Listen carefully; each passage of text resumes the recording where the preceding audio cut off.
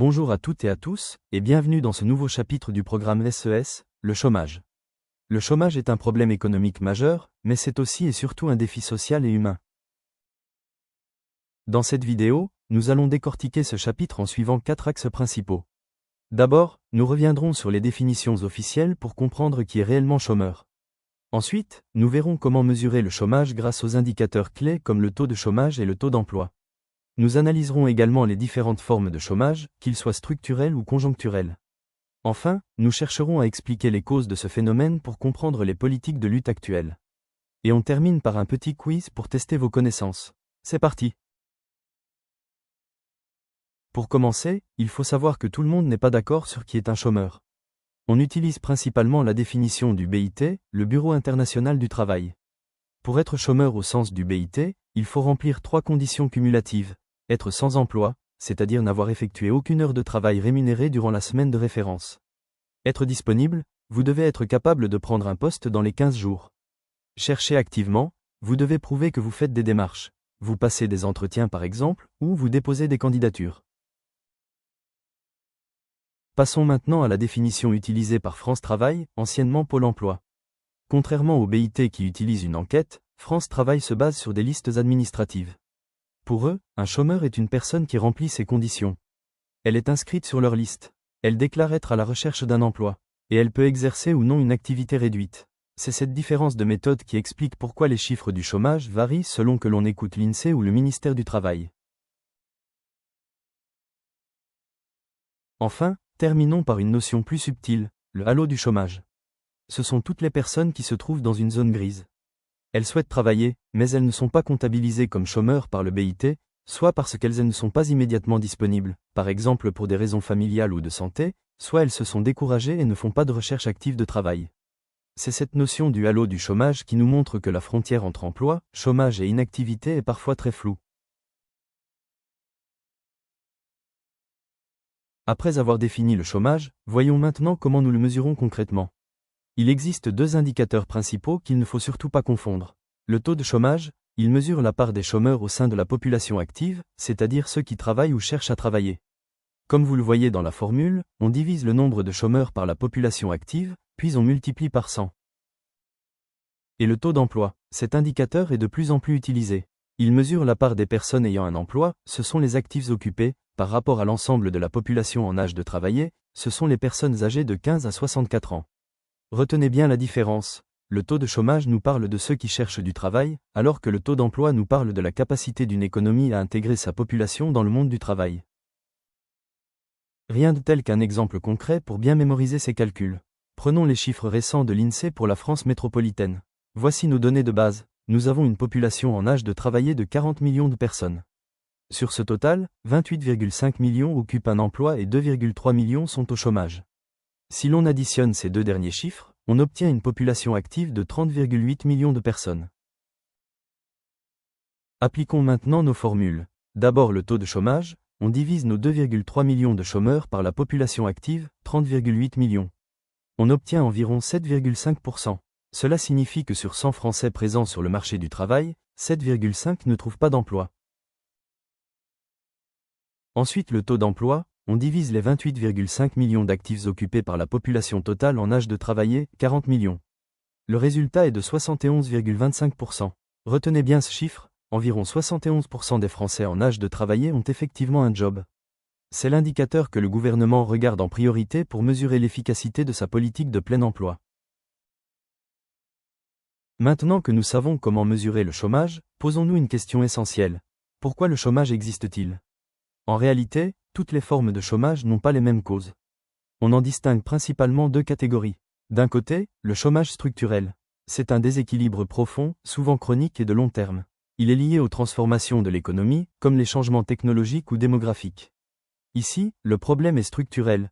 Les compétences des travailleurs ne correspondent plus aux besoins actuels des entreprises. C'est un problème de fond qui demande des réformes de longue période. De l'autre côté, le chômage conjoncturel. Celui-ci dépend de la conjoncture, c'est-à-dire de la santé économique du moment. Le mécanisme est simple. L'activité économique ralentit.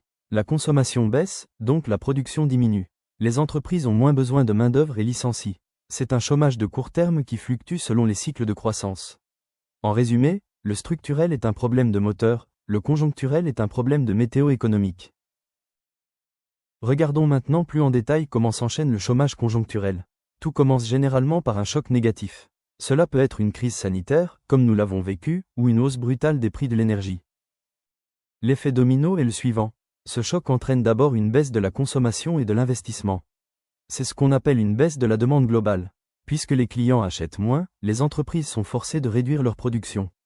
En produisant moins, leur besoin de main-d'œuvre devient plus faible. Elles arrêtent d'embaucher ou se séparent de certains salariés.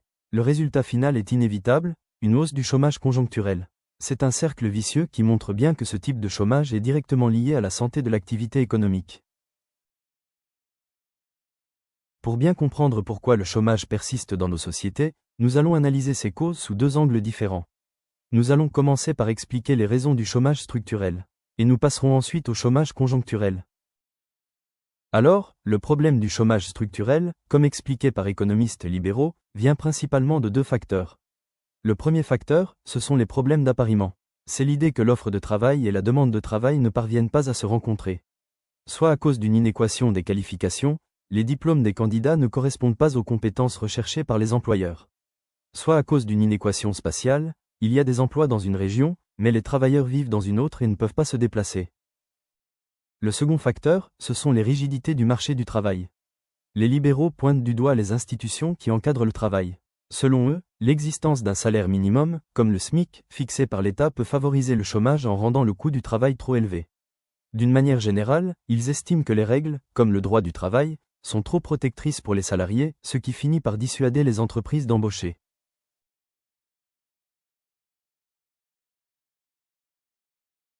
Pour John Maynard Keynes, le chômage n'est pas structurel, il est conjoncturel. Cela signifie qu'il est temporaire et qu'il résulte directement des fluctuations de l'activité économique. L'idée centrale de Keynes est la suivante. Le niveau d'emploi ne se décide pas sur le marché du travail, mais sur le marché des biens et services. Les entreprises n'embauchent pas en fonction du coût du salarié, mais en fonction de ce qu'il appelle la demande effective. La demande effective signifie la consommation et l'investissement que les ménages et les chefs d'entreprise anticipent pour le futur. Si la croissance ralentit, ils produisent moins et licencient. C'est ici que Keynes s'oppose aux libéraux.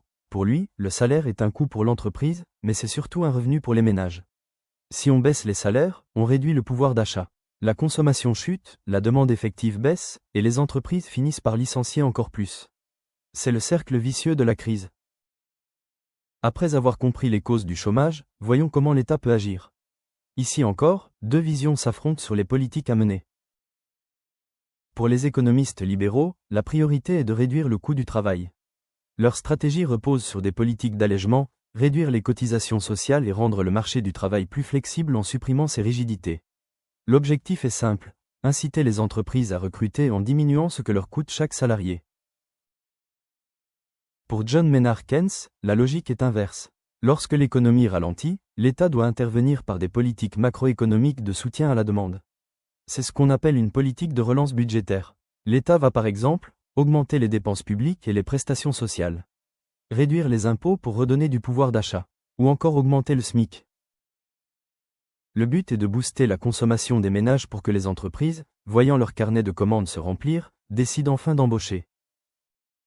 Nous arrivons au terme de cette leçon sur le chômage. Pour vérifier que vous avez bien saisi les points clés, je vous propose un petit quiz rapide. Prêt? C'est parti! Première question, pour calculer le taux de chômage, par quoi faut-il diviser le nombre de chômeurs? Est-ce la population totale, la population active ou la population en âge de travailler?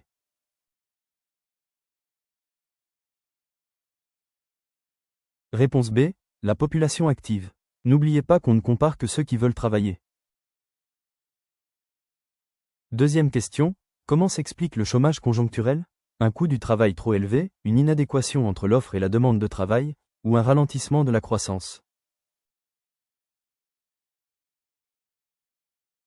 C'est la réponse C, un ralentissement de la croissance. C'est le chômage lié à la conjoncture économique. Troisième question, selon les économistes libéraux, quel est l'effet du SMIC? Il crée du chômage involontaire, crée chômage volontaire, ou soutient la consommation?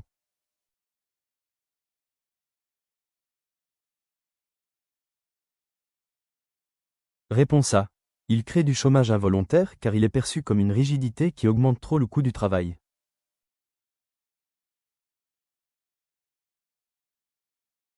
Enfin, dernière question, selon Keynes, quelle est la cause principale du chômage? La baisse de la demande effective, l'inadéquation des qualifications ou les frictions? La réponse est la A. La baisse de la demande effective. Pour Keynes, le chômage n'est pas dû à un refus de travailler, mais au fait que les chefs d'entreprise anticipent une faible demande. Et donc, ils n'embauchent pas. Pour lui, c'est ce manque de débouchés qui crée le chômage conjoncturel. Voilà, c'est ici que s'achève notre vidéo. Merci de l'avoir suivi. Bon courage et à très bientôt.